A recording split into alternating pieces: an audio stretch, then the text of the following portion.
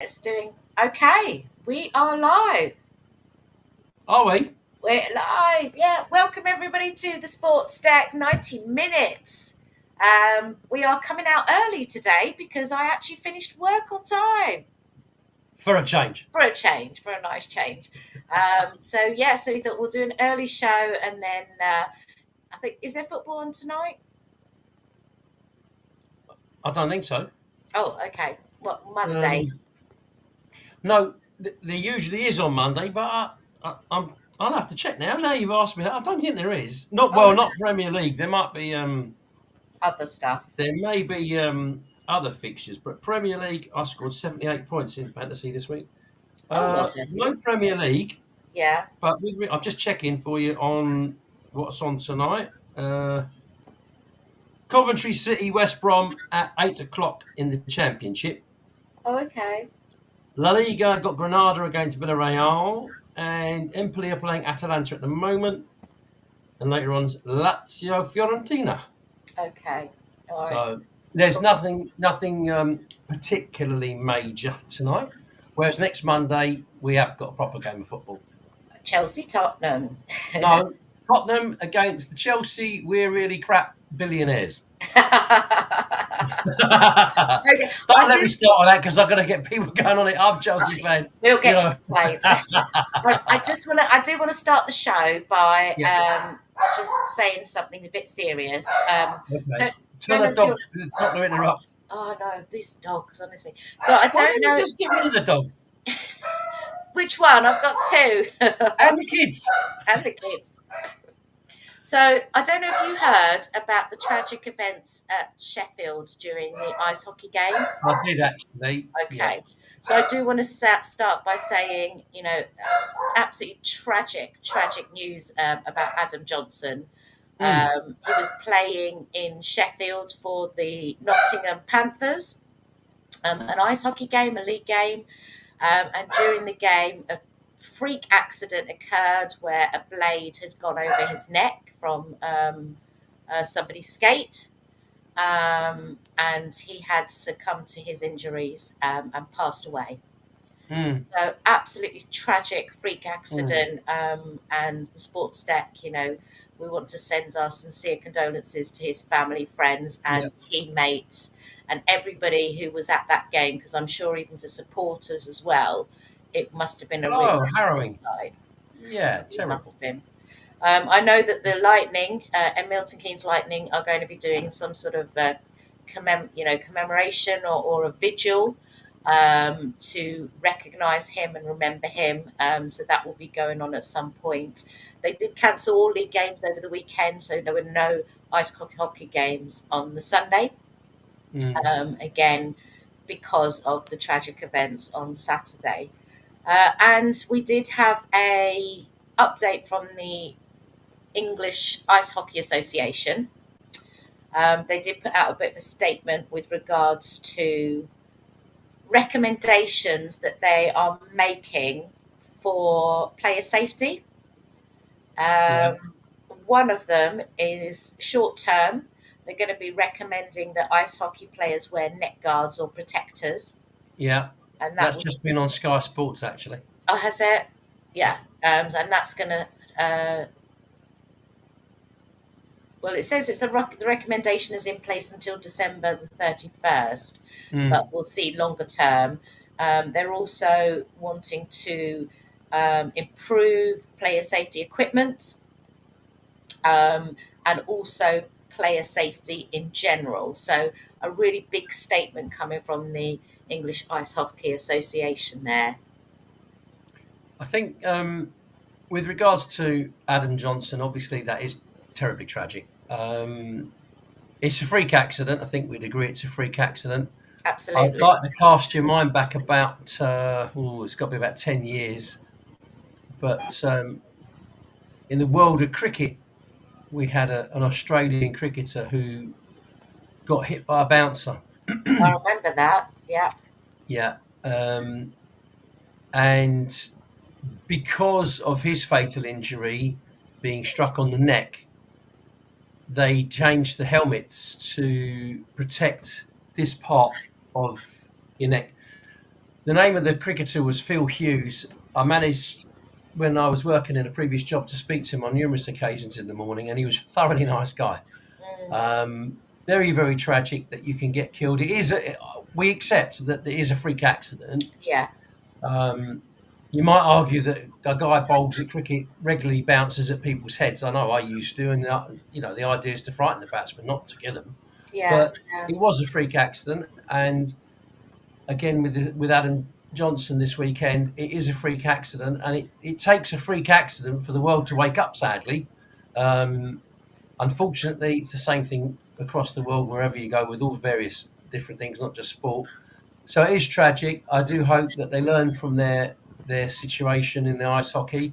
Ironically, I've actually seen the Milton Keynes Lightning play the Nottingham Panthers, which was a few years ago, oh, okay, and with a couple of friends of mine, and um, that was a nice evening for me because I quite like ice hockey. It's a fast-moving sport, but not probably as interesting for them. I think they would have preferred a different game, but yeah, sad nevertheless. And we hope that they learn and that Adam rests in peace.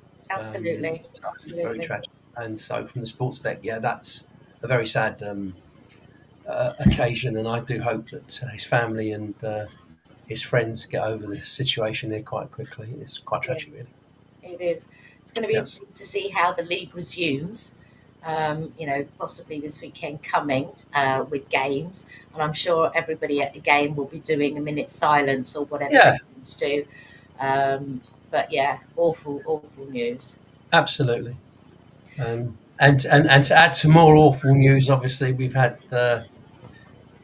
whilst we have been off air because of various different things, we've had the sad passing of Sir Bobby Charlton. Yep, yep, Not unexpected, if I'm totally honest.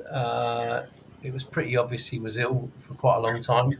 yeah, Um, as a football fan, first and foremost, my earliest recollection, I actually saw him play quite a few times when I was a young boy. Um, my father actually met him on numerous occasions. They actually knew each other quite well, funny enough. okay, Um, so my dad always used to say what a really nice guy Bobby was. It is sad because we're left with Jeff Hurst, who will always be a hero to the English fans because of scoring a hat trick in a final. I accept that.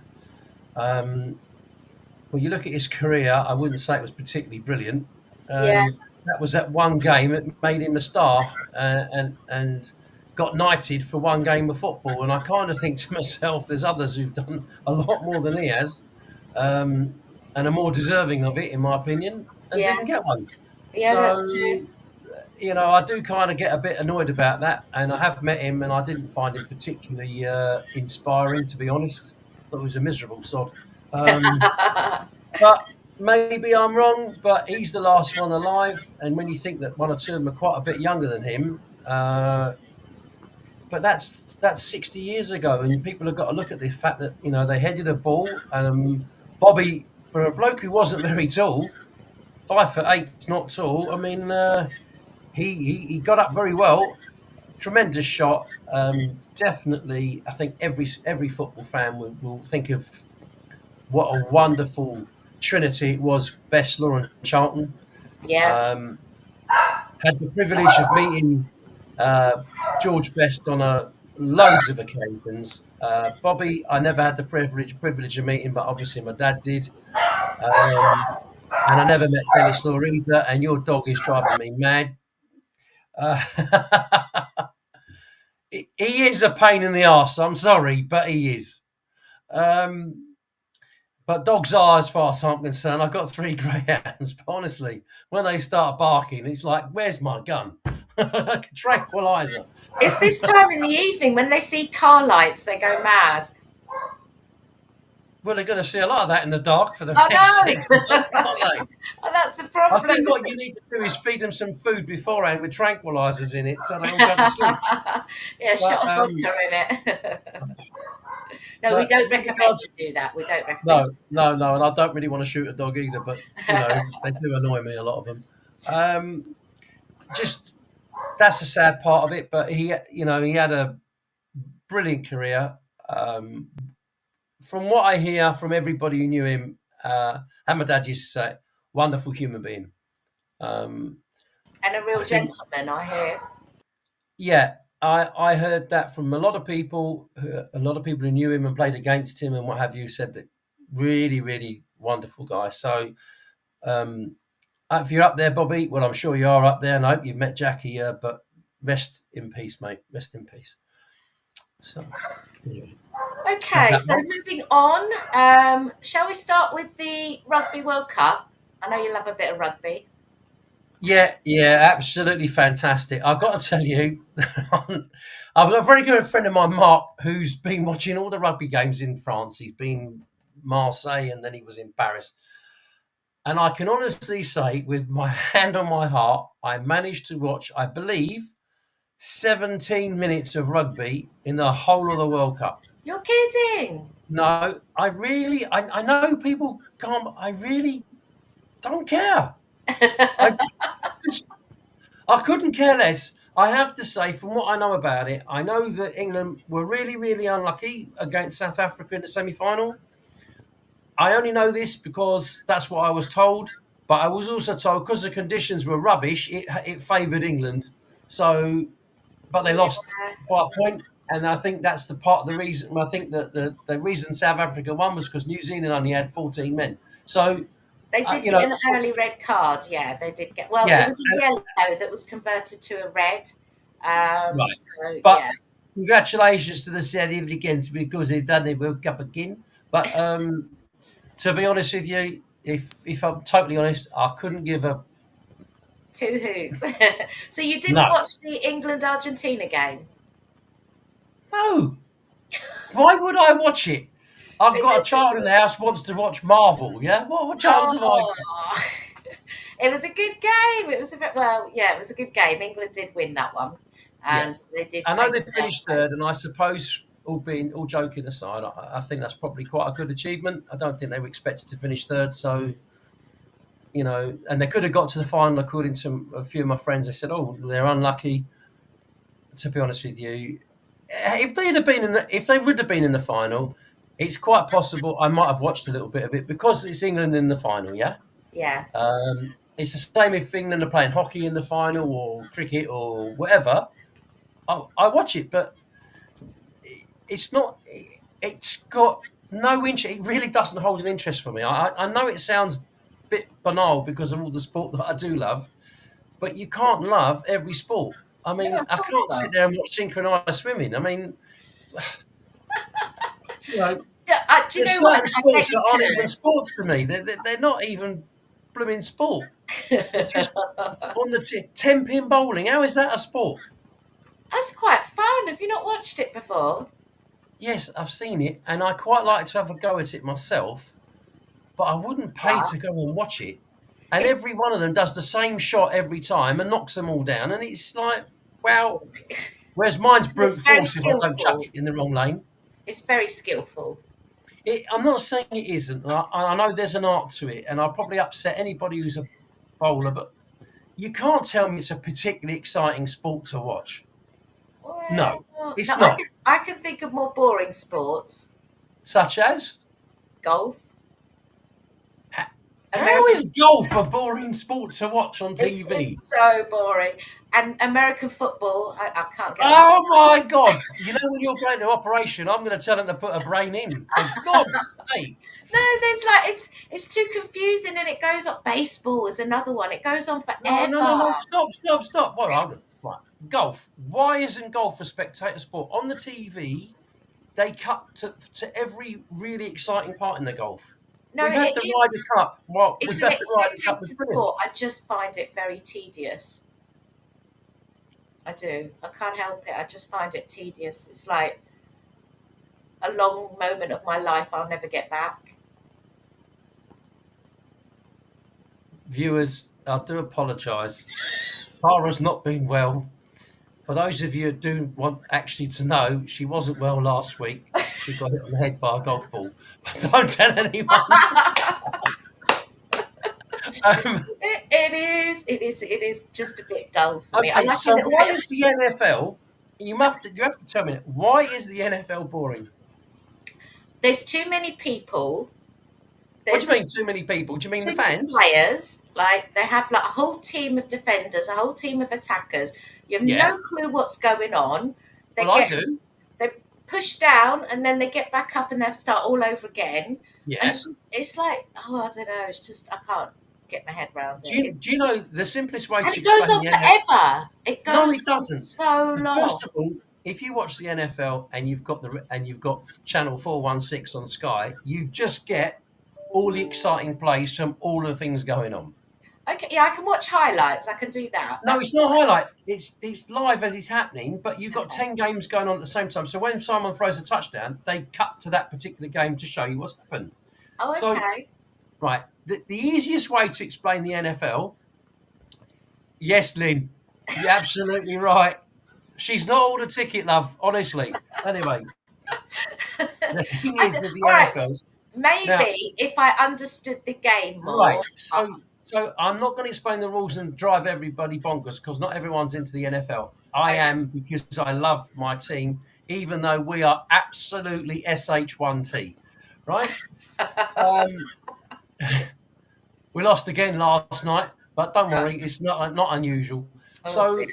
the thing is, with it, what they call it a down. I know that the vocabulary in America, we have to accept the Americans aren't the brightest people on the planet. Okay, so we Excuse accept that. me, Lynn is American and she's extremely bright. Yeah, she might be, but the majority of Americans aren't, right? Let's get something straight here, okay? They have to make everything simple because they're mostly a little bit missing here, yeah?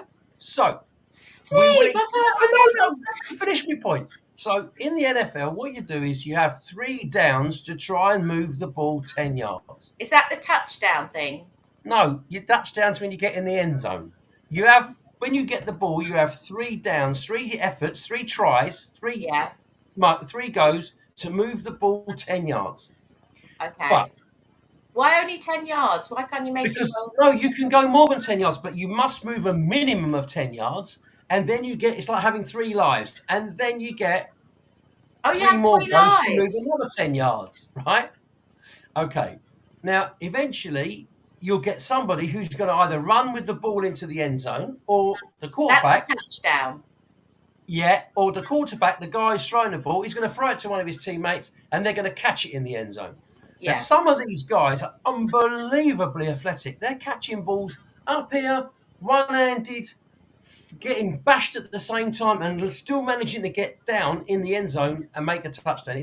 It's unbelievably difficult.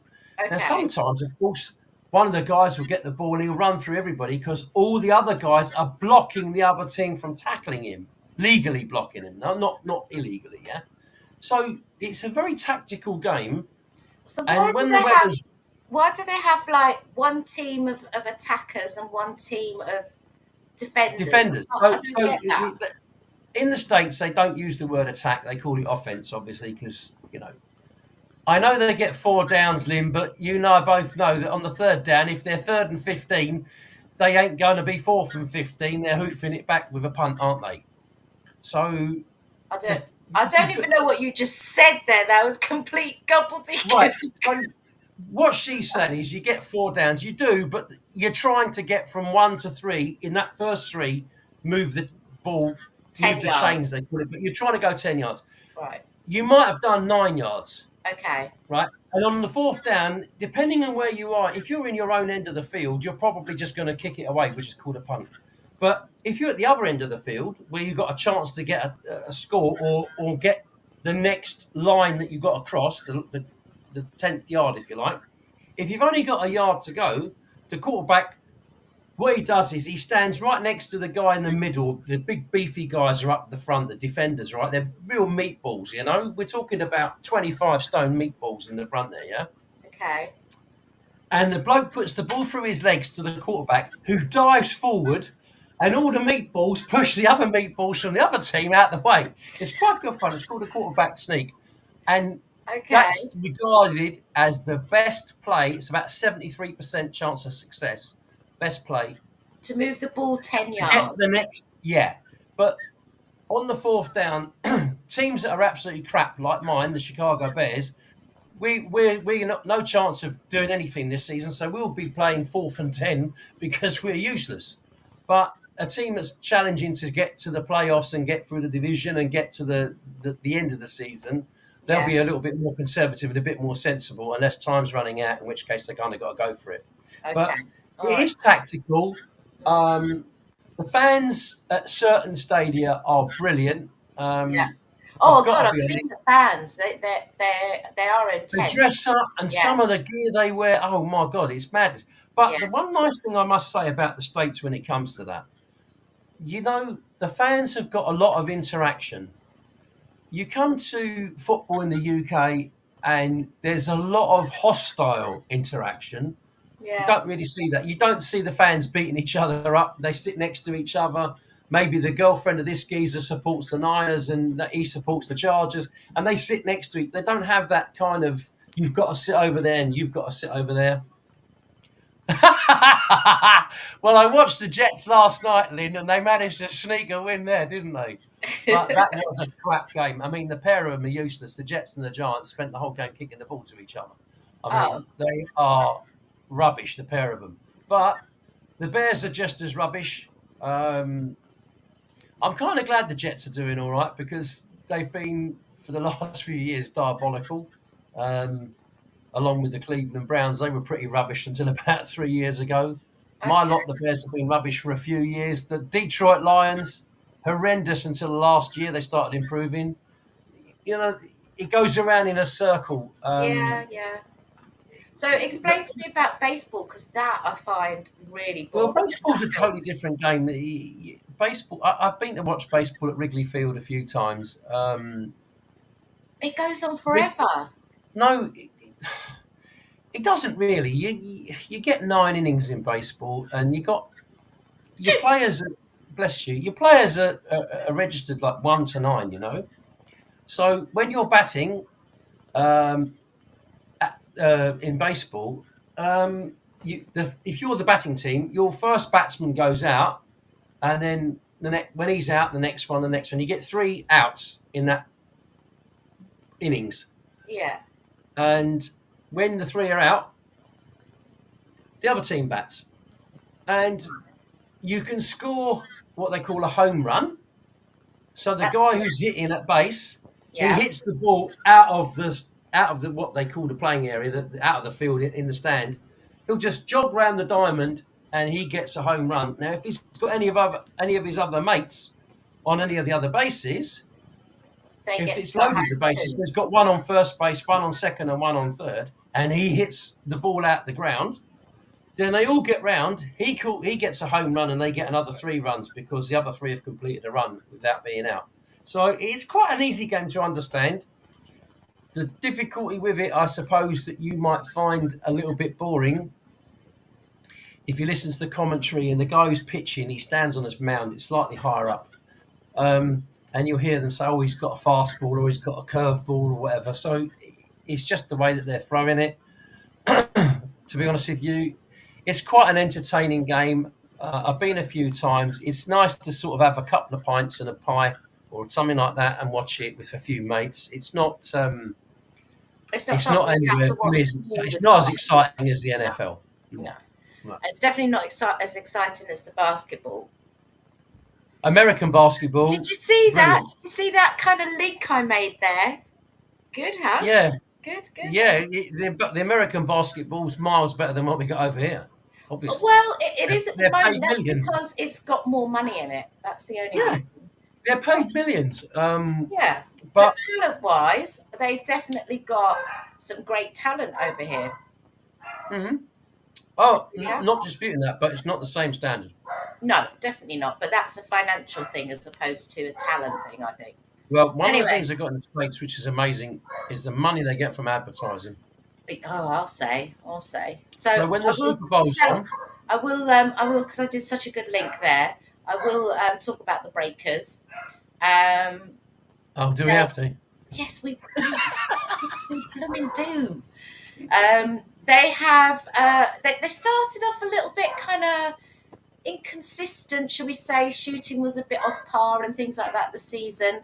But the last few games, the last 4 games, they've been back on track and doing really, really well with 4 wins in the last 4, which That's is good. really good.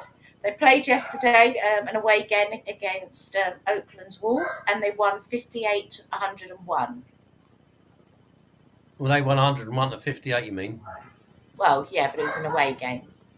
Yeah, I know, but they still got the high score. Anyway, so 101's a good score. 58's. Yeah, extremely good score. And MVP for that game was Mr. Dante Langley. I'm waiting for Lynn. I'm waiting for Lynn. She's Lynn is Dante's It's not the back. geezer that looks like Mark Cucurella from No, Chelsea, is no, it? no. Oh, I must say he actually that's Blaine Freckleton. He actually broke his Amy nose. Freckleton, what? Blaine Freckleton.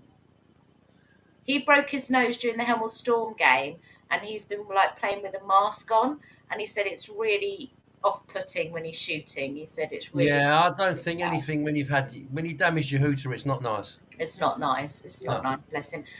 So I didn't get to go yesterday, unfortunately, but it was great to see such a good win, and it was lovely to see Dante Langley. I think he scored 33 yesterday. No, that's good score.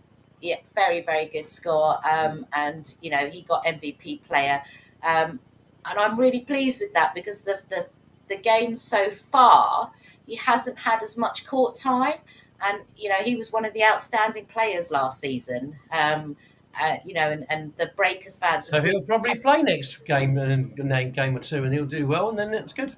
yeah. Hopefully he's back on top, back on form, and we'll be back to because he's a big fan favourite, massive fan favourite. So it'd be great to have him back on court a bit more. Well, I always like to see people work their way back into a team and do well. That's Yeah. good. Oh, very So much. your So. friend Lynn, how do you know her from America then? So Lynn is Yep. Dante's mum. Right, this is getting like an inferno in here. Right, okay. You'll see how I've just led with something sensible there, Okay. yeah? Dante's Inferno, yeah. Okay, so Lynn, right, okay, so, So right. Lynn is Dante's mum. So she's bound to understand American sports, and she'll probably explain to you that you're a bit of a wally for not understanding, but don't you worry. I'm sure she will. What was lovely is last March when we had, was it May, I can't remember, when we had the cup game. Lynn and Dante's dad came over to the UK to watch some of the games live, and that was really lovely. I got to meet her, spend some time with Lynn and Dante's family, and it was just really nice. No, that's good. That's great to see the son doing well, and I'm pleased. I mean, the Breakers. I know I like basketball. I mean, I'm a big Bulls fan. I go back all the years, long time before the Bulls were the best team in the world. And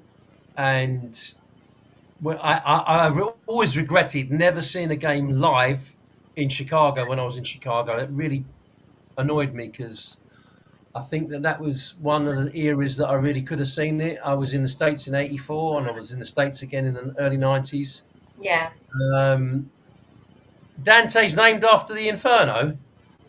Is that what you're saying, Lynn? Maybe the book. Yeah. Well, it's very famous, obviously. It is. It is. So I do regret that. I do regret not seeing the Bulls side of those days were astonishing. And I know it's not just one player that makes a team, although we certainly had some fantastic players in those days. But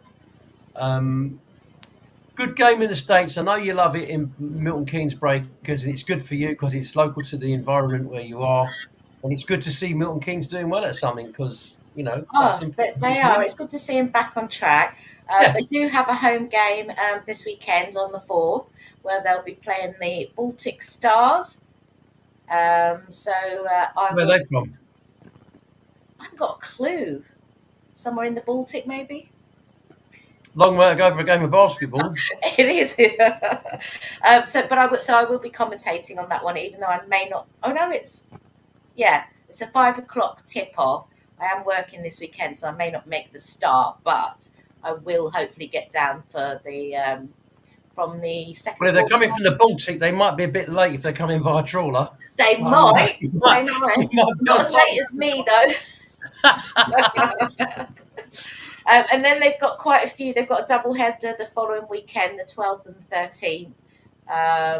One away game. Sorry, the 11th and the 12th. An away game on the Saturday and a home game on the Sunday. So lots of basketball coming up. Lots and lots of basketball. Very important that you stop dribbling by then, so you'll be all right. Who, me or the players? Not the players. You might need them to dribble. Anyway, Lynn, I wasn't trying to have a pop at all the Americans. I just happen to think that quite a lot of them, when they're asked questions on TV about whatever it is they're being asked about, haven't got a clue about anything outside of America. Ask them where something is in Europe, absolutely clueless. Ask someone in England where something is in America. They might not know what the capital is of every state, but they sure as hell know where most of the states are. Anyway, that's another story. Is that because you're watching the wrong kind of programs, Mister? No. Are you sure? I get annoyed at ignorance. I've always been that way. I can't help it. It's just the way I am. Simple things. I don't expect you to know where everything is. Hello, you get a question in America. They ask you, where are you going? I'm going to Paris, France. Where the hell do they think Paris is? Do we not know that Paris is in France? They're not talking about Paris, Texas. They're talking about France. They might be. I think it's more just clarifying where they're going or what they're doing. Yeah, but that's the problem. That is Americans for it. Why do they call it trash? The trash doesn't go. Hold on. I've got. What is this? What is this called? It's a bin. It's a bin. Right. 3 letters. A bin. Now the Americans who can't spell for toffee because they want everything spelt with the least amount of letters possible, right? Or fewest, should I say? What do they call it? Waste paper basket. Now, who in their right mind calls that a waste paper basket? Steve, this is a different show. I know, but you have to understand why it does my head in, yeah? Right? Okay, They spell everything without a U, but the moment there's a chance to have a short word, no, we've got to have one massive. We just... Okay, deep Going breath. back to sport. Deep breath. Yeah, going back to sport. Yes. So, we would have done a show immediately after the aftermath of the Tottenham-Liverpool game with the very, very dubious decision made in favour of my beloved Tottenham Hotspur and against the bin dippers. Now, I can't help saying that. I've always thought that Liverpool are the biggest bunch of thieves going, and I'm never going to change my mind over this. They have got away with absolute murder against us for years. Okay. Champions League final, 1 minute in, ball hits Sissoko here, there, then hits him here, and they get a penalty. Never a penalty, ever. Yeah. Anyway, that's just one example. So, this particular case, because I've got to do one by one, is a clear goal. Okay. No one can say anything else. It's a goal. Okay. Now, as a referee, which may I point out, I retired last Saturday week. Oh, did you? Well, I'll come back to that shortly. Okay. So, in this instant, you're well aware that I know quite a lot of referees. You're also very well aware that I'm very friendly with an ex-Premier League referee who I respect immensely, who gives me a lot of valuable advice. We talk about a lot of things, predominantly football and refereeing. But we have a giggle about a lot of other things, which obviously I can't mention, and a lot of stuff I'm privileged to hear that I can't pass on for legal reasons. So I won't. However, let's go step by step on this. Let's agree that the miscommunication in VAR happened. Hugely. Yep. Did you hear the recording? Yes, of course I've heard the recording. I've heard the proper recording, not the one that you've had bleeped, right? So, to all the Liverpool fans out there, you're not getting the game replayed, ha. But it was a goal. When it originally happened, I have to say, I thought the assistant referee had given offside immediately, rather than letting the game go ahead. And I did think that the Spurs defender didn't make much of an effort to block it because he assumed it was offside. Right. And the striker did the right thing, trying to shoot on goal. So credit where credit's due. When the assistant raised his flag for offside, I only assumed, like everybody else, that he thought it was offside when the ball was played, and therefore VAR was going to confirm it was offside. That's what I assumed. Mm. Watching it on the TV, I never saw a set of lines, and only after they'd restarted did the line appear. Now, I've got to be very careful how I word this because somebody listening to this later on will then interject and say, hold on a minute, that's not what's happened. So, prior to that match, most people have been under the impression that when the referees made a decision, or the assistant referees made a decision, or VAR's made a decision, the moment you restart the game, what's been and gone has gone. Right. Now, if you go by the letter of the laws under laws of the game, that is correct. Mm. And every referee who's half decent will know, under the letter of the laws, they paid on, that's correct. But, here's the but.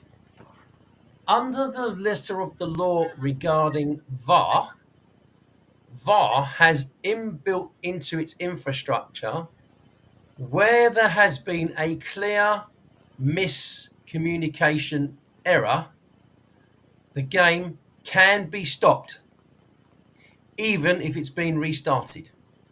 Okay, so why wasn't it?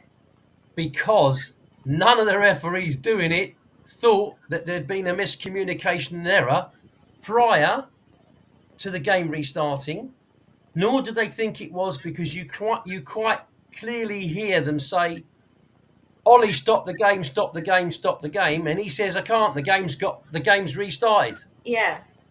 Now, that's because none of them in there knew the protocol for that sort of incident because it's never happened before. Right. But Okay. it is in a very small paragraph in the infrastructure of VAR. Okay. Now, like everybody else, I have to be totally honest, put my hands up. I didn't know it either. But then I'm not a Premier League referee and I don't do VAR.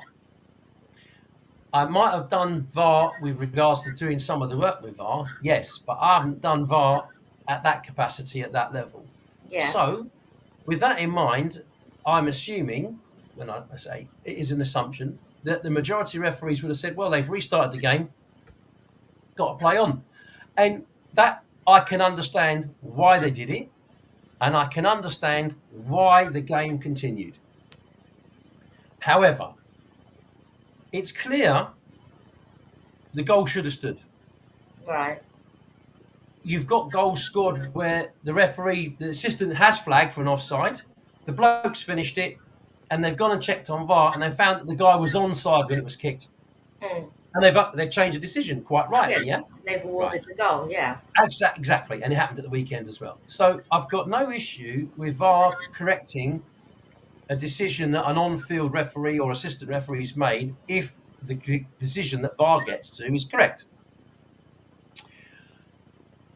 We are, unfortunately, governed by previous empowered officials at the FA. Mm. Some who will remain nameless are as clueless as they could possibly be, who have their heads firmly entrenched up their rectum and basically spout what comes out of it. Now, thankfully, although the majority of those idiots have been removed, the bloke that's now getting lambasted from the Premier League managers and God knows what is being lambasted because he's picking up the baby when the baby hasn't been cradled properly. And this is where the whole problem lies. Howard Webb has taken Blaming over. one person. Yeah, so Howard Webb's taken over from a certain idiot that's an idiot. and he's been left with problem because the wrong people are in the wrong job. Okay. So when you build a wall, you want a solid foundation and proper bricks. Yeah. When you build a wall and you put some of the foundations in and a load of feathers, you're going to have a bit of a problem when you're trying to put bricks on the top. And that's exactly what's happening. It all comes falling down. So Okay. there are people in the wrong job at the FA, people who should never be in a job in the FA, and people that really should understand that FA usually means something else when you say it. And that's about their ability, yeah? Unfortunately, a lot of these idiots are where the VAR bit is, and that's another problem. Is that why they moved him there? Well, no, the problem is it's like my mate's doing the game, my mate's doing that game, my mate's doing this game. Yeah, if it's always your mate, you're looking out for your mate, but you can't referee a game of football always thinking, well, what if I get this wrong? What if I get this wrong? Make a decision as the referee. Yeah. If you're wrong, VAR will step in if your error is clear and obvious. Right? Now, in this incident, the assistant referee gave offside. It was clearly not offside. Yeah. But because the ball ended up in the back of the net, the guy who's listening to the VAR bit, what we're checking for, he's not listening to, we are checking, has there been an offside in the build-up? He has heard, has it been onside in the build-up? If the linesman's raised his flag for the offside... Yeah, but they're told not to raise their flag. They're told not to raise their flag. So he only raised it after the ball went in the goal. Right. So he's being asked, was he onside? And instead of him saying, was he onside, he should have said, was he offside? Okay. So when he says, is he onside? He goes, yes. Well, he was onside. But the assistant referee's given offside. So the referee's given offside. So they've assumed it's offside. And Spurs have played on from an offside decision. It's only when somebody comes back and says, mate, what's happened? It's offside. And you can hear what's his face turning around and say, oh, I thought he was asking about onside. It's basically what he's saying. He's exactly the opposite of what he's been asked. So there was miscommunication. But in VAR, with that miscommunication, even though the game had restarted, the referee could have blown the whistle and said, hold on a minute, we've got a problem here. And he would have had to go to the screen to then see it himself with the lines. He'd have then had to go back and explain it to the captain, and he would have then had to award a goal to Liverpool, which would, in theory and in practicality, would have been the correct thing to do. But it's a technicality within VAR. So definitely VAR's at fault. But it's at fault for another reason as well. You must have seen the World Cup last year in Qatar. Yeah. Everybody watched the World Cup. Because that's a sport that people do watch the World Cup of, yeah? Yeah. Unlike rugby. So when the World Cup was going on in Qatar, how quickly did they get a decision when it was on or offside? Really quick. Why is that then? I'm presuming because they use very experienced officials, or... Nope. No? Nothing to do with the officials. Then I don't know. Because they used AI. So you could see all the players, you could actually see how they looked when the ball was shown, whether it was on or offside. There's a little bit here. It was almost immediate. You could see it almost immediately, yeah? Yeah. The decision on the lines were done AI, almost 10 seconds. Yeah. Right. Premier League, what do they use? No clue. They don't use AI. Champions League uses AI. Right. They get those decisions really quickly. So they're using the wrong technology. Okay. Right. Now, at the weekend... But would this AI thing have sorted out the communication issue? The AI would have shown off onside immediately. Right. It would have shown on... It shows it almost immediately. It's within 10 seconds. Okay. You've got the picture of the players in motion. Yeah. Not physical pictures. It's a the colour of the shirt on the body. Yeah. Yeah. But you can see from the line straight away on or offside. So all of a sudden you get onside straight away comes up. Now, if there's been a foul before the onside, that leads to a goal. If there's a foul beforehand, in law, the foul comes first. That's fair enough. Yeah. Offside or onside decision comes next if there's a foul in the build-up to the onside decision, if that makes sense, yeah? Yeah. So AI would have said there's no foul, this is onside, goal. It would have been bang, bang, bang, 15, 20 seconds. Right. Right. On Saturday, in the last minute of the game, Bournemouth were playing Burnley. The VAR on that took 4 minutes, 40 seconds. For what decision? An offside? For an offside, which was really marginal, yeah?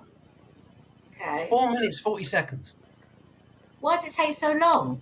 Because they're run by idiots. First of all, they put a green line up to say it was onside. Right.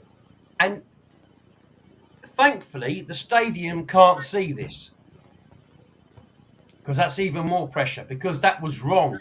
The green line was wrong. It should have been a red line. Okay. So the bloke rubs out the green line and goes, hold on a minute, we got this wrong. Let's go back a minute. So they reset it. Now we got a red line. Hold on a minute, we had a green line, now we got a red line. We got to go back again, reset it, start again. 4.5 minutes, just more than that, to make a decision of an offside. I know it was close, but AI would have done that in 10 seconds. So you could ask me, why aren't they doing it, Steve? They need, I think, 19 more cameras so they can have a camera on every single outfield player. Oh, okay. So is it a There's certain amount financial on thing? the one on the ball and the one attacking the ball's already got it on it automatically. So you need it on all the players. It's like having a laser tag that the NFL have got. This year, the NFL have brought out a little tag inside the player's shirt. Right. Brilliant idea, absolutely brilliant idea. It shows you how fast some of them run, shows you everything, that they can see the data that the players, the coaches are watching. Yeah. That's all they got to do. So the 19 cameras would put AI in at every stadium, cost another $250,000. So what? What's a $250,000 to a Premier League team? Well, I was going to say, if it gets decisions right, And quickly. then surely teams will want that. Well, surely they do, because the end of that game had something like 15 minutes of injury time or something because of the delay. You've got people who've got trains they've got to catch, and realistically, they might be 15 minutes after the game. So they might have a train at 5:20, but if they don't catch that, they're waiting until 7:30. Yeah. You get a lot of that going on at football matches. You've got people who've made, arrangements to go to a game. They've got something going on in the evening. They're going to be late.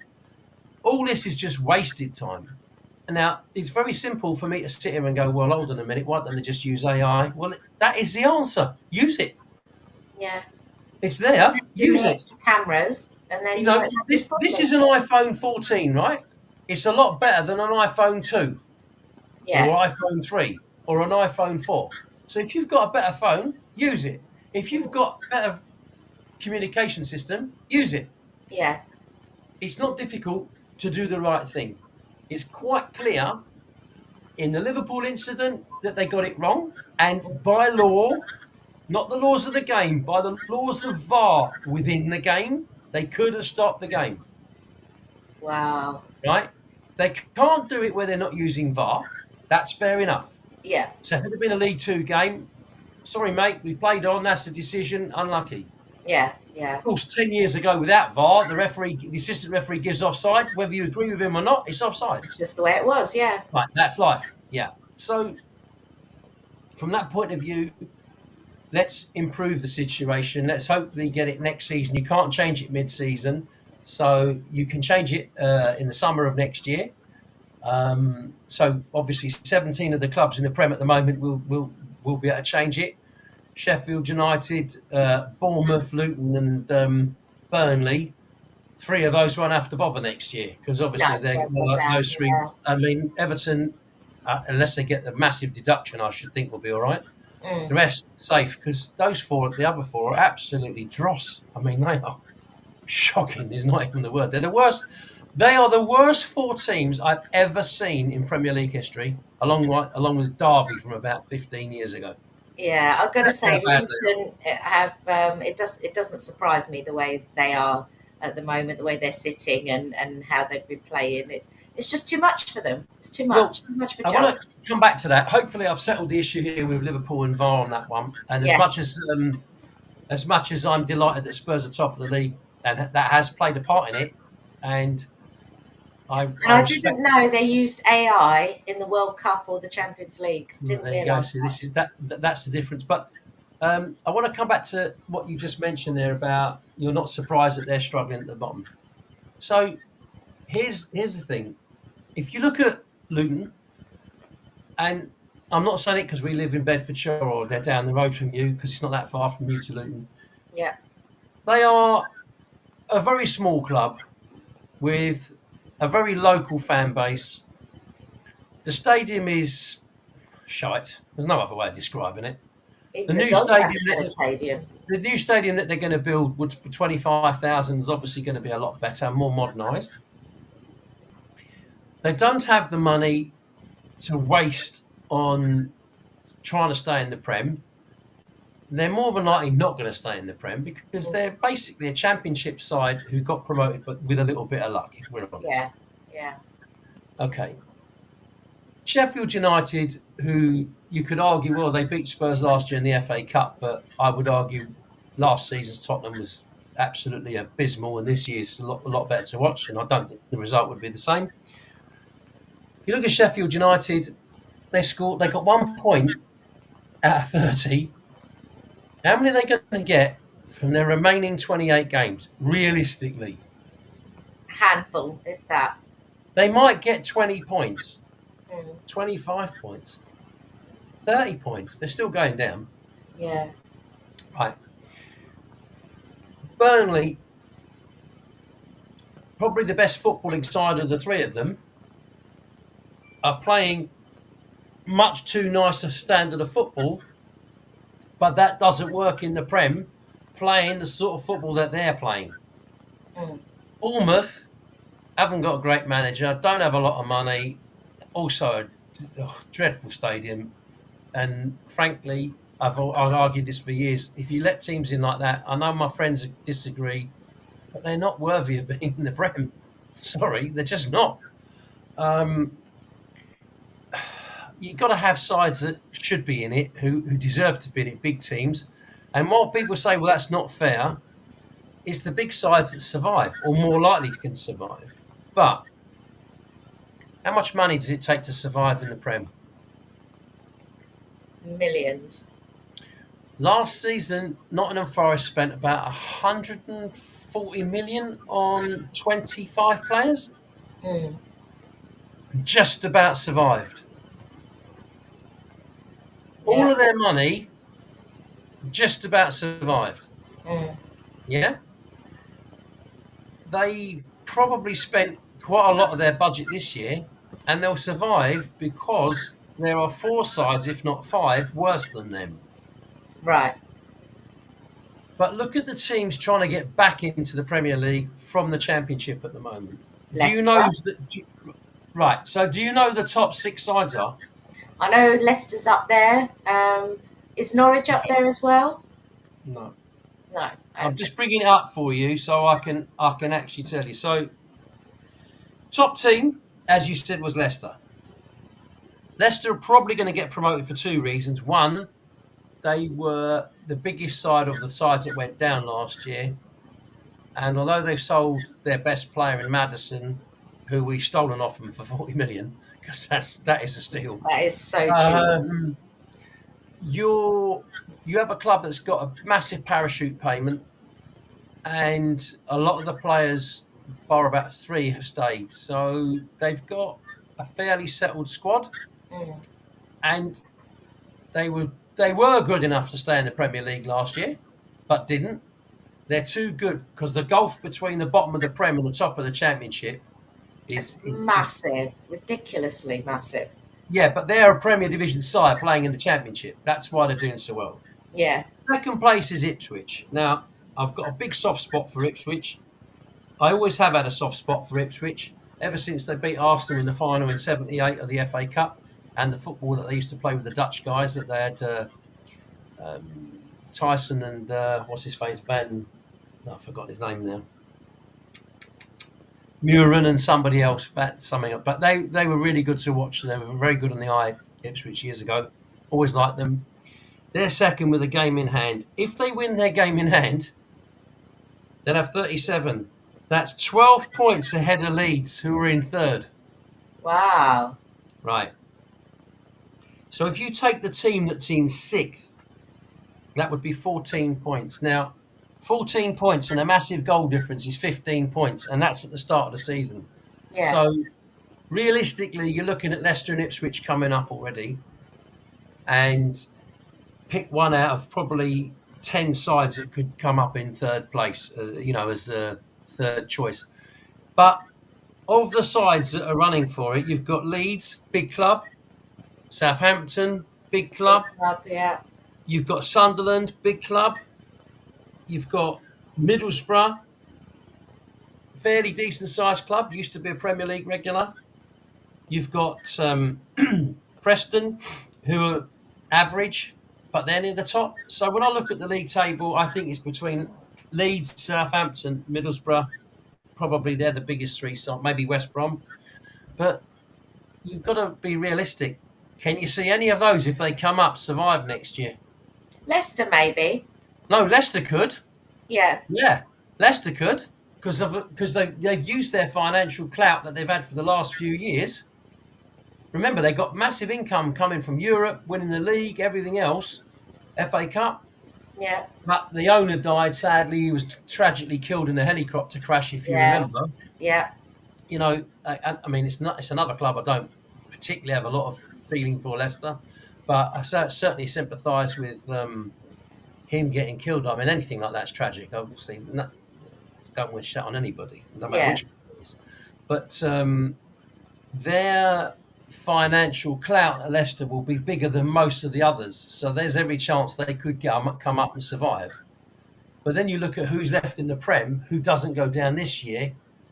So if Luton, Luton, Burnley, and Sheffield United go down next year, you've already hit Bournemouth, Nottingham Forest, Leicester, Everton, because they're not good. Everton. They're not doing. They might have had a good result yesterday, but they're always a bit of a mess lately. Yeah. So you're looking at sides that are struggling. The gap's getting bigger and bigger every single year. The Prem, absolutely massive. Yeah. And if you look at the sort of top 6 or 8 sides, usually it's the same people every year. I mean, Man United are off the pace this year. Chelsea are off the pace. Chelsea are bad, yeah. Yeah, but you're going to get Liverpool and Man City and Arsenal and Spurs and Chelsea, Man United, and Newcastle. It's like 7 now, the big 7. And Aston Villa are improving, and Brighton are improving. And before you know it, you've got the top 10 pretty well guaranteed at the start of each season every year. Yeah, yeah. I always said this was going to happen. I said it 20 years ago. It'll take 20 years for it to happen. You get the regular sort of 8 or 10 sides run the league, and the rest just play not to go down. So how does Football League bridge this gap between? Can't bridge it. If I said to you tomorrow, you're now the owner of, we'll pick Ipswich Town. You're the owner of Ipswich Town. Yeah. And I am a gazillion billionaire, right? And I'm going to buy Ipswich Town, and I've got more money than the guy who owns Newcastle. Mm. So I've got 500 billion. Okay. Okay. That's a lot of money. And I say to the manager of Ipswich Town, right, you get us promoted. I will build you a new stadium, up-to-date, modernised stadium. I don't care that it costs £2 billion. Couldn't give a monkeys, right? And we're going to invest 110 million that the Premier League give us, and I'm going to support you all the way through the rest of this season and everything you like, and you can go and spend 200 million, just keep us in the Premier League. You're right. Right. And by hook or by crook, Ipswich survive in 17th place. and I turn around and say to you, right, we've got another 100 odd million coming in, and I'm going to give you a load of money to spend, because financial fair play won't really affect Ipswich to start with, Yeah, yeah. because by the time the stadium's built, we got a 60,000 capacity at Ipswich, or 50,000 at Ipswich, for example, because that's probably more realistic. Mm, We're getting bums on seats paying the money. We can look after ourselves financially. But you've got to still stay within FFP. mm. And FFP got reduced this year, 90% to 70%. What about when it reduces to 50%? Which Yeah, it must do in the future at some point. yeah. There's going to Right, be you've got big to live within problems. your means, yeah? Yeah, It's like saying to somebody, here's a credit card, like Chelsea. Here's a credit card. I've got a £1 billion limit on it. You spend what you like. So they have. They've spent over £1 billion, Chelsea. but they are doing it for the right reasons, the financial fair play, because they don't Who, want more Chelsea or FFP? FFP, because they don't want more teams going bust. Right. Okay. Correct. So explain to me what happens if you're at Chelsea now. You've been put on an 8-year contract on £150,000 a week. You're not getting a look in. What do you tell your agent in 6 months' time, 9 months' time? Why have I come here? I Yeah, don't get a game of football. I mean, I don't know about you, but if I wanted to play football, I don't care about the money. I want to play football. So I'm 21 years of age. This isn't Steve who's going to be 62 next year. This is Steve who's now 22 next year. but you do see a lot of youngsters. They go to these big clubs like City or Arsenal or Tottenham, and they don't get a look in for the first 2 seasons. Right. So I can't speak for the other sides. I can only speak for the team that I support properly, because I know Yeah, more about my team than I do about the others. So here's the thing. I belong to a lot of the Spurs website pages and what have you. Is there anybody out there that's not impressed with how Spurs have been this season? I don't think anyone would say no. No. Is there anyone out there that thinks Postecoglou was a bad appointment? No. He's a bit like the Aussie Harry Redknapp for me. Yeah, Yeah? yeah, He's kind of that way, isn't he? That kind of nice guy, right? You know, yeah, you kind of have a good sense about. Okay. So I'll look at the Spurs team now, and I look at the Spurs team a year ago right now. So a year ago now, we were in a similar situation with points, not the same, but similar. yeah. Conte had miraculously got us into 4th place in his first year, so we had Champions League football. Right. Pape Matar never got a game of football with him. Bissouma got 1 or 2 games near the end of the season, didn't get a game with him. Mm. When you don't pick players who are at your club and all you do is let them train, there comes a point when they must think, why am I here? Mm. Right. So this year, breath of fresh air. I'll get, and I'm not saying that he said this, but it's obvious it's happening.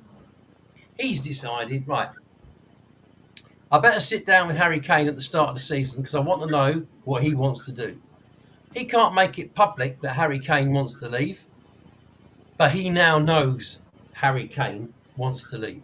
Yeah, Harry Kane, being a really decent, genuine person, turns around and says, look, if Spurs receive an offer for me where it's acceptable to the club, then I'd like to go. If they don't, and they haven't received an acceptable offer by the start of the season when we play Brentford, I'm staying. mm. Now, I think that is very, very fair, and I know that's what he said to Postecoglou. Yeah, Okay? Right. But he's told Postecoglou that he'd rather leave than stay. That's fair enough. So he knows where he stands, Postecoglou, at the start.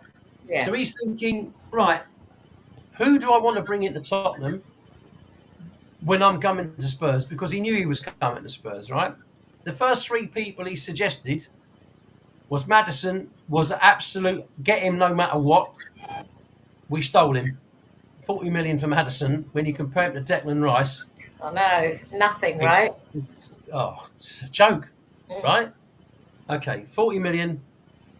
best player in the Premier League this season. If there's a better player in the Premier this season, I want to know who he is because I haven't seen him. Mm. Right. He buys a goalkeeper. Spurs have been interested in Onana for donkey's years. But I've always felt this with him. He's a good goalkeeper in a good team. He's bang average in a poor team. He's very inconsistent. It's like Have a look at what he's been like this year. You can argue he made a couple of brilliant saves yesterday. I would argue that Haaland is hopeless in front of goal. For the second, for the header was rubbish. Yeah. The one before half time was absolutely rubbish. Any striker knows you don't head the ball like that. You head it back where it's come from or head it down. Hold it down, yeah. Right? And he didn't. He headed it at a height that he could save it. Mm. Whereas he learned from that mistake because 2 minutes in the second half, he headed it where he should have headed it, back where it came from. Yeah. So, Onana made a couple of very good saves. He also made a save and a penalty or something in the Champions League at the end of the game. Great. Well done. Man United have got 1 point. What we do, yeah? They're nearly knocked out already of that league. Nearly. Now, they Manchester United fans will argue, oh, we've got injuries. Well, you've had to build a massive squad at Man United. So I can't really sympathise that you've got a lot of injuries. They haven't got the right team. There's definitely problems there, and it's really not helped by the Glazers. That is the biggest problem at Man United. Yes. You know, They've got the wrong owners. They've got the wrong owners. They haven't got a settled side. They don't have a real top quality centre forward. And I don't care what you tell me, that kid, you can't lumber it on him to be up front and play in that football team when the football team around him is rubbish. Because the midfield at Man United, they basically should be doing walking football. They're all really old and useless. So there is absolutely no way any team's scared of playing Man United. Yeah. And anyone who knows football would know that 15 years ago under Ferguson, everybody was scared of going to Old Trafford.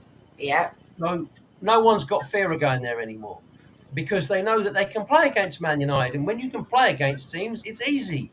Mm. Right. Manchester City dominated that game so much yesterday. It was so one-sided, it was a joke. That was the worst performance I've seen from a home side in a Manchester derby ever. It felt like a Manchester derby, to be fair. Yeah, but like a derby. It was very one-sided. And Man United had a couple of 50-50 efforts, but that was about it. They weren't very good. Man City deservedly won. But Man United, the stadium's falling down. The ownership's shite. The club's not run properly. The captain of the team is an absolute tosser. There's no question. Bruno Fernandes is definitely not a captain of a football team. To be fair, I've never rated him, really. He's a decent footballer in a good team. But in a poor side, all his frustrations come out. When you're a referee and all you're getting all day long is that, you just feel like giving him a yellow card the moment you get on the pitch. And that other idiot, Anthony, I mean, he took a swipe at the Man City player. Whether or not it was a racial swipe, if you don't mind me using that terminology, because I don't think he never went to play the ball. He actually went to kick him. Yeah. And when I hear that he's had all this trouble with his girlfriend, I'm not saying they're connected, but who knows if he's violent with the guy on the pitch? How do you know what he's like off the pitch? Can't say that. I'm only saying it's possible. I'm not saying he did it, yeah? But the point is, the club's rotten to the core. It is rotten. And I can't sympathise with him because, like most Tottenham fans, we're delighted when one of our rivals is in the trap. So, no sympathy. I've got no sympathy for him. But they're not run properly at the moment, head to toe. Yeah. Right. How are you going to compete with Man City? They spent, I don't know, 2 billion over the last 10 years? Yeah. How's a team getting promoted going to cope with that? Well, the only nearest thing you've got coming, possibly, is Newcastle, money-wise. Money-wise, yeah. But you've got to look at Newcastle's income. Mm. So, look at their income. Compared to Man City, it's nominal. Well, Newcastle, what do they get for a home game? 52,000? Mm. Okay. How much is the ticket? Oh, I haven't got a clue. 50. Well, they haven't got a lot of money up north, have they? 40 No, I'm being totally serious. 40 quid? I don't know. How much? I should imagine that a season ticket at Newcastle's probably top tickets, maybe £1,200, £1,500 max. Okay. Right. A lot of that stuff might be under £1,000. I would imagine it is. So you're looking at 40 quid a game. Yeah. Maybe 50. Let's call it £50 a game. Be nice. We'll call it £50 a game. 48,000 Geordies. And the average price of all the fans, of all the people there, £70 a game. Yeah. £75 a game. Yeah? Yeah. £3 million a game, let's say. Because the away supporters are 30 quid. Yeah. Right. So let's say they get £3 million in, they get £1 million from sales of food, merchandise, everything else, 4 million quid. Yeah? 22 games a season, plus Europe. So this year, but beforehand. Yeah. Never had So it. they get 90 million in, maybe 100 million, call it. We've got sponsorship and a few other bits and bobs. 120 million. 100 odd million from Sky. That's 225 million. Right. That means that they've only got 145 million that they can lay out, 70% now.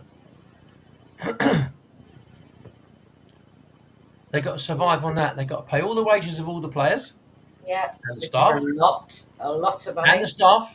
Yeah. Right. So, it's not the sort of place you go to for money. You can't go and sign Harry Kane from Tottenham and go to Newcastle because he wants 400 grand a week and you can't pay him 20 million a year. Yeah. What are you going to do with the rest of your team? Yeah. So therein lies the problem. They might have got the money, but they can't spend the money. Right. This year, Newcastle, they're doing very well in the terms of the Champions League until they came up with Dortmund this week and last week and got what I expected. I thought this group, they would finish bottom or third in the group at best. They may still prove me right, finish third or fourth. But if they don't get through and they've only earned 10, 20 million from being in the Champions League this year, it doesn't really make a massive difference to their income. No. So they don't have the same clout as you think they might have. And you can go and buy a player for 60 or 70 million, but what are you paying him? That's the problem. It's the wages. De Bruyne gets 310,000 a week at Man City. Jeez. Yeah, but look what they've been winning. Yeah. Yeah.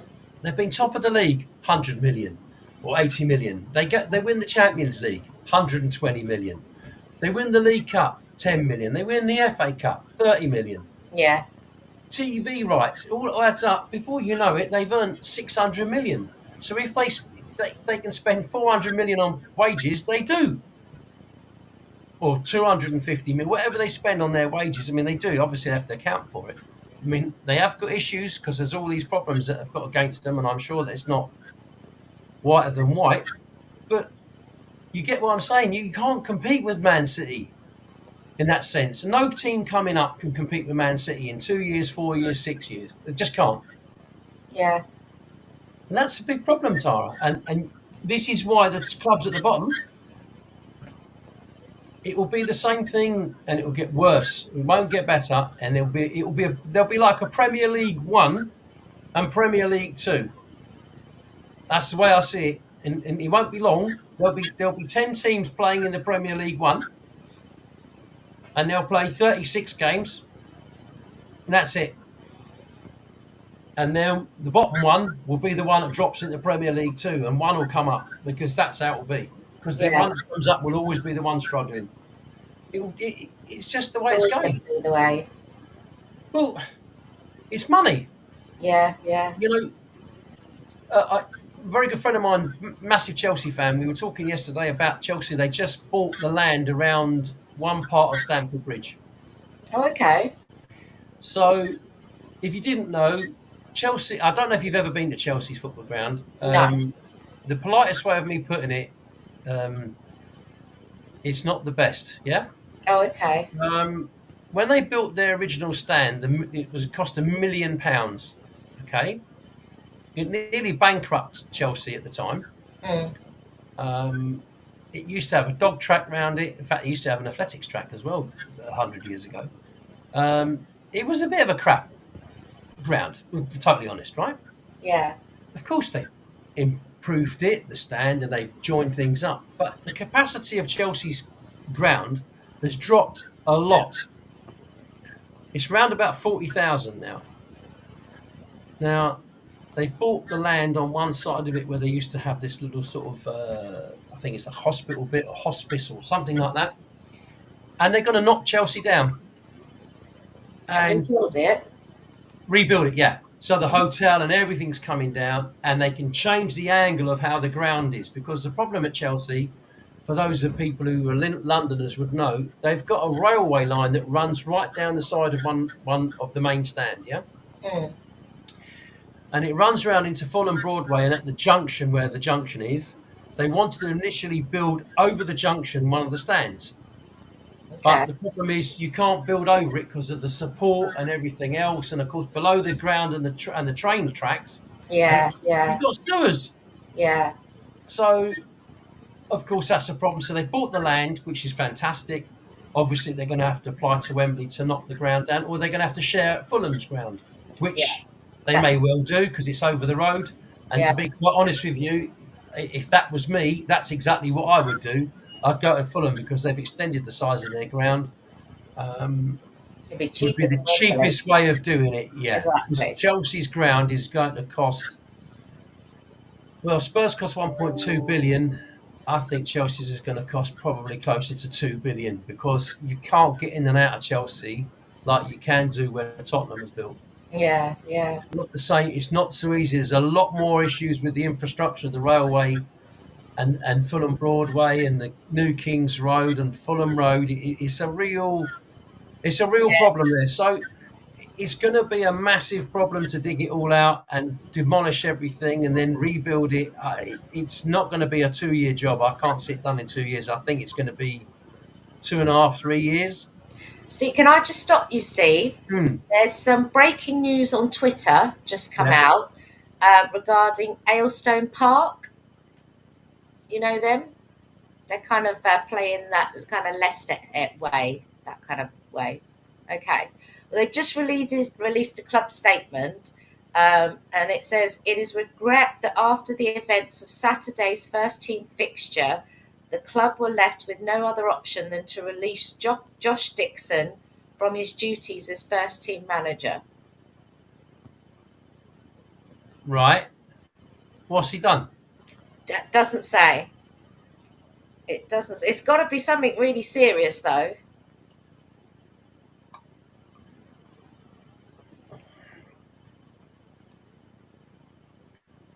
He's been there 18 months. It's not like he's a newbie. No. Well, okay. Having been in full flow about what was going on, I've now had to stop and think about this. So I don't know who Aylstone United is. I don't know who that guy is. I don't know what he's done. Yes. And to be honest with you, what do we know that he's done? He might have flashed his willy out the window. He may have done. I remember Aylstone Park because they played last season. They played against Newport in the FA Vase, and we had to have a segregated ground when they came over because they're. Oh, I remember you telling me something about Remember? that. Yeah. I do remember that. Well, I didn't realise that was the same team, but I do remember that So you this just is told me that that. same team, and it's because there was a lot of a little bit of history maybe with the club and a very small fraction of their supporters and trouble and problems. Not racist, was it? I don't know, to be fair. I don't know. But obviously for them to issue a statement like that they've released him with immediate effect due to whatever happened on Saturday. Well, that's gross misconduct, isn't it? Because you wouldn't get released without that. Absolutely. I mean, if you say goodbye to manager because you've lost 9 games on the trot, you can say, well, we sacked him because he was crap. Yeah, But if it's something like that, the chances are that it's gross misconduct. And if it's gross misconduct, it could be a multitude of things, but hopefully nothing of that persuasion anyway. It's got to be something very serious. And Well, Yeah. he may have done it. He may have flashed his willy out the window. There you go. He may have he may have been so unhappy with the result on that Saturday game that he whacked a few people with it. Who Well, knows? yeah, yeah. I can't go into that story. Right. So, well, look, I'm sure that eventually things will come out in the wash. They normally do. Yes, yeah, Um, and we'll definitely keep everybody updated when things we do. will do. I was just, what was that other thing I was thinking about? There was, if we finish with the sort of football segment on Chelsea, and we finish with the fact that Spurs have got a lot of things going their way at the moment, and we've sort of dealt with VAR and Bobby Charlton. We've also got the Cricket World Cup. Yes, yeah, Now, which you can talk about because I'm an avid fan of cricket, obviously. know. I like cricket. And I've heard a few bits and pieces kind of on the news that England aren't doing so well against India. Is that right? England are a shower of shite. There's no other way of putting it. Okay. I want to defend a little bit. So not the FA, the English Cricket Board said that the 50 over side, the one day international side, has hardly played any cricket, but then they hardly played any cricket in the run up to the 2019 World Cup, which Okay. was held in England. I've got to say that statement, when I heard it, just smacked of stupidity. Every blooming one day international tournament we've had in the last 18 months, I think, Yeah. they haven't picked the England team. They've had because we played like Ireland recently, they've had players who are on the fringes, should I say, Mm. and someone else captaining the team, and they've won because they're playing a team that England's C team can beat. Okay? They turned up at this World Cup with a squad that has got people in the squad. So I'm trying to be polite when I say it. Okay. Right. I'm actually going to I'm just digging it out because I don't want to tell you anything ODI cricket team. World Cup squad. So this is the World Cup squad, England's squad list, okay? Yep. Which I'm just getting up for you. So bearing in mind that prior to the tournament we were world champions, okay?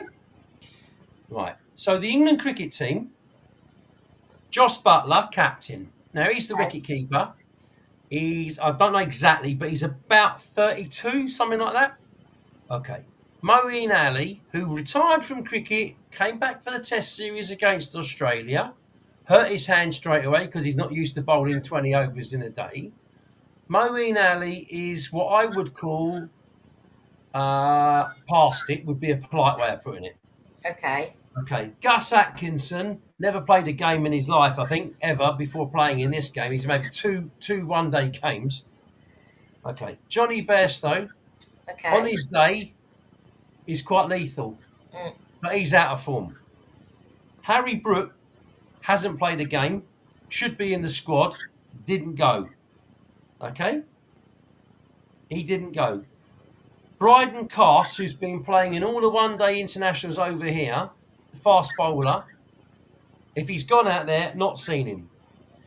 Sam Curran, who I like, even though he plays for Surrey, and I can't stand Surrey, left arm over the wicket. I quite like the boy. He gives 100%. I certainly would have him in my squad. He would be the first to admit he hasn't been top of his form, but that can happen. Okay. Liam Livingstone, fair enough. I think he's a decent all-rounder. David Milan, although he's getting on a bit, he has prior to this World Cup been in great form as top of the batting. Adil Rashid, I'd have him in my team because he's a very good spinner. Joe Root, fantastic Test cricketer. Can't score 50 batting in a one-day game. I don't know how long it is. He hasn't scored a century, I think, for about 2.5 years. Would you have him in the team? On form, you wouldn't. Mm. Ben Stokes, brilliant player. Good captain, really good captain at international level in the Test match. Can't bowl because he's always injured. Okay. Doesn't really bat particularly well in one-day cricket at the moment because England seem to be on a hiding to nothing. Not sure he's a good choice. David Willey, I like his effort, but he's in his 30s. Mark Wood bowls 100 mile an hour, well, 95 miles an hour, early 30s. Chris Wokes, good bowler in English conditions, 34, nearly 35. So what we've got is quite a lot of old people playing in conditions that they are alien to playing in. Oh, so it sounds like a bit of a vets team. Right. So, one-day international cricket needs to be played by younger players, especially in that heat. Okay? England should have gone out there, and I'm not saying it after the event because I said it before it started. They've gone out with a load of hodgepodge players who haven't played, been in and out of form, and well, we'll sort of glue it all up. It's a bit like the Spurs team of 3 years ago when Pochettino said we need to do this and we didn't do it, and they got the 5 years ago. They got the Champions League final with sellotape. This is this England team. Okay. They've gone out there with very little understanding of what they need to do. India, I would say, is probably the hardest conditions that England have to play in. Anywhere in the world is probably India. Yeah. So you've got 40 odd degrees of heat in the dark and it gets wet overnight. So every time when we could have batted in the daytime, he's worried about bowlers having a wet ball. But we've lost 2 games because we batted second.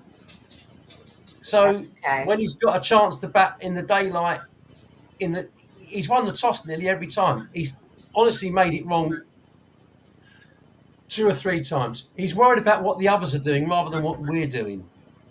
If you're always worried about your opponent, you're halfway beaten before you start. Yeah. So we've got next to nobody in form, a load of old fielders, and we're carrying Stokes, in my opinion. So if you can't do that at international level. Yeah. New Zealand beat us first game. Their captain, who is their best player, Kane Williamson, hasn't played a game yet because he's been injured. Blimey. Right. But he's been 12th man every game. Knowing he's not going to play because one of the others will come on if someone has to come on, but he's the one, bigging them up before the game. He's the one that's going, come on, lads, you can do this, you can do this. That's exactly what Stokes could have done. Yeah. But the 3 or 4 games Stokes didn't do, he just sat back and watched it. Now, for me, the man is the captain of the England international test match team. People do listen to him. He should be more involved, in my opinion. Kane Williamson is led from the front for the Kiwis. They'll qualify for the last 4, absolutely. Personally, I'd like them to win it. I felt they were incredibly unlucky when I was at Lords for the final 4 years ago. But this England team, I just wanted to let you know because you might be surprised to know this. So the table I've got in front of me, right? There are 10 teams in this table. Okay? The World Cup table. Okay. Right. Do you know about any of the teams that are in it? I imagine it'll be India, Pakistan, South Africa. No idea who else. Okay. So it's a bit like me with the rugby, yeah? Yeah. Okay. So Argentina?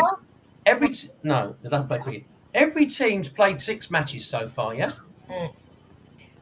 And they've each got to play each other team once. Okay. And then the top 4 sides qualify semi-final and then final, yeah? Yeah. Okay. India played 6 games. Excuse me while I blow my nose. India played 6 games and they won all 6. Okay. Okay. Now, they played England yesterday, on Sunday, and England bowled them out for 229. Well, they've got 229 for 9, which, with a bit of slogging that they did at the end, was about 20 runs more than they should have got, because Moeen Ali dropped an absolute sitter, and they would have been about 200. They would have been 200 for 8, 200 for 9 the next ball, sort of thing, and probably 205 all out. Okay. Now, I'm not saying that England would have won the game, but psychologically, if you only need 200 runs to win because you've bowled a team out 50 runs short of what they should have scored, you're well in control of the game. Yeah. England managed to balls that up completely, and lost by 100 runs. Blimey. I'm not going to lie when I tell you this, okay? They started off the first 4 or 5 overs very well. They were about 30 for no wicket after 5 overs, 6 overs. Mm. Great start. The Indians bowled well, but a couple of inside edges saw England lose a couple of wickets. Stokes was batting. At no point did he play a defensive shot to any delivery he faced. He basically just tried to smash the ball out the ground straight away and got bowled. If that is the mentality of someone who's playing cricket in that sort of game, something's seriously wrong. Yeah? Because if he'd have used his nous a bit, he thinks, well, if I bat for a bit and score 25 or 30 runs, we've got the spinners coming on. I can hit 1 or 2 over the boundary for 6 quite easily. And it's a different game. So, their whole attitude in that squad seems to be like it is at Man United, all over the shop. Oh dear. They're bottom of the group. The only team that England beat was when they beat Bangladesh. Okay. Now, Bangladesh lost today to Afghanistan, who I know you didn't know played cricket. No idea. Afghanistan beat England a few games ago. Yeah? Yeah. England I do remember that. Remember that, yeah. England have got 3 games left. They're playing Australia. Yeah. Right. They've got Pakistan and the Netherlands. Now, the way this is going, they'll lose to Australia. They may well lose to Pakistan. And when they play the Netherlands, it will be to see who finishes bottom. Oh, my word. So you've gone from So number they're in 1 really ranked bad team. shape. Gosh. You've gone from number 1 ranked team to 10th. Yeah. Now, they might finish 8th on the list or 9th. They might beat Pakistan and they might beat the Netherlands and they may end up finishing 7th.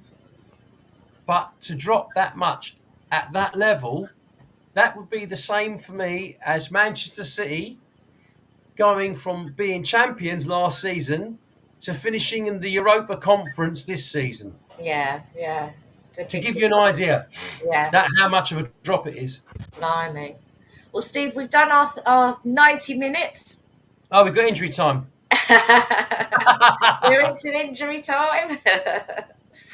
Well, I just thought I'd mention it. So we've covered a lot of sports. The Northern Ireland Open, by the way, in the snooker was won by Judd Trump yesterday. Okay. Actually, I saw that. He played very, very well. I saw the highlights. He played very well. Yeah, there were a couple of mad games in that competition this week. Absolutely bonkers. Yeah. I mean, I've seen some crazy snooker games, but I've seen 1 or 2 this week that were nuts. Yeah. One of the kids was playing in one of the games, and he basically won his 4th frame, and the other guy could have just given up, and he said, no, we'll play on. And he needed 3 snookers. He got the 3 snookers, won the frame, and then won the next 2 and won the match. Oh my word! You've never seen a turnaround like it. Yeah. On Betfair, the kid was 101 on Betfair, which you couldn't back him. It was 100 to 1 on, and the other guy was 1,000 on Betfair. I wish I stuck a tenner on. That's crazy. No, I wish I stuck a tenner on. I really do. Yeah, anyway. Well, so, our next show is going to be on the, I think, 20th of November, we said, wasn't it? Yeah, no, it's fortnight time. Yeah, I'm just going to have a quick look to see whether there's a football match on that evening. I'm just doing it while you said it. Yeah. I'm having a quick look. So next week, obviously, we've got the mighty Tottenham Hotspur against the team I dislike the most. And the week after, there's no Monday game. Okay. That's good. Yeah. Oh, Doggy's back. She's like, I'm hungry. So yeah, 20th of November will be the next one. Do keep an eye on social medias. We will update you. I will be at the basketball this weekend. And the following weekend, I'm not too sure. We'll have to see. I'm sure Doug's and I'm not refereeing. Eh? And I'm not refereeing. You're not refereeing? Oh yeah, you forgot to talk about that. We'll get it on the next one. Yeah, we can save that. Well, thank you, Steve, so much for joining me again, and for all your honest input. Yeah, well, I'm honest. People I might not wouldn't have like it any it, but other at least way. I'm honest. Definitely wouldn't have it any other way. Well, you enjoy the All rest of right. your week. And thank you, everyone, for listening in and being a part of the show. And we'll see you in a few weeks' Yeah. time. Take care. All the best, Tara. Bye, Bye. everyone. Bye.